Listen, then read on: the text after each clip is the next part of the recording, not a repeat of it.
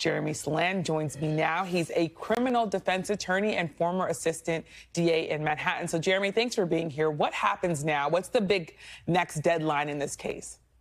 We have a December deadline where motions are going to be filed, maybe what we call a motion in the interest of justice to dismiss this case by Trump's team. And then I believe 2 weeks after that December 2nd date, we have the prosecution to respond. And in part, some of the things they're going to argue is that there's presidential absolute immunity, whether that's correct or not, that it's a DOJ's policy, which should translate to the state, that you can't prosecute a sitting president. And then this interest of justice argument may in part be what is the sort of the prejudice to the public if we continue with this case, as well as to the defendant for such a long period of time. So those are some of the factors that may be before the judge. So a lot of considerations here. I want you to read the tea leaves for me, if you can, a little bit. Did Judge Marchand give any indication of whether he'll grant the Trump team's request to dismiss this case? And if you're a DA Alvin Bragg, would you be worried? You know, tea leaves are very hard to read, but I'll do my best. He's very intentional, meaning Judge Marchand, with the words that he uses. And he did not give a date where he has before, a sentencing date. Doesn't mean that this is not going to be a sentence, but he's saying, I have to resolve these motions in advance. And I think that's arguably a right thing to do. So I won't read the tea leaves and say he's not going to sentence him, because I think there's a real heavy weight on Judge Marchand's shoulders to give an answer and to make it definitive that he should be sentenced, in my opinion, though not in the way that the district attorney's office may want. Well, take me into Trump's team's sort of strategy here. What's their argument for having this convention thrown out, given that this is, of course, a verdict by a jury?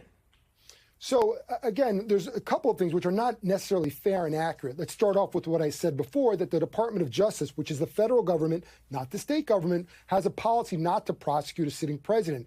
A, it's not, again, it's the state. And B, he was prosecuted before he became president. But that's one of their arguments. The transition of power and the impact on that is another argument. And then ultimately, a third, which is not inclusive of everything, is this interest of justice, or we call it a Clayton motion, which may be what's coming, to say it is the bigger picture here to give closure and move forward for the country, not to be so fixated on sentencing the president. Yeah.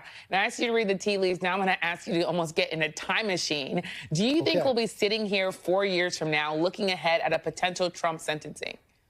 You know, when we spoke, I think earlier last week or this week, I said it would be a real injustice to do that. And I stand by that.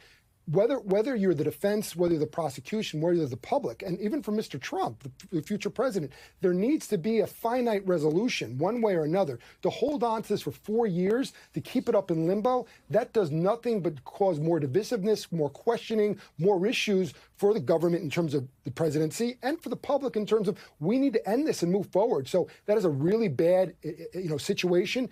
We can't wait that long. I think that would be a terrible decision. Yeah, well, thank you so much, Jeremy, for all your smart analysis on this Friday. Thanks for watching. Stay updated about breaking news and top stories on the NBC News app, or follow us on social media.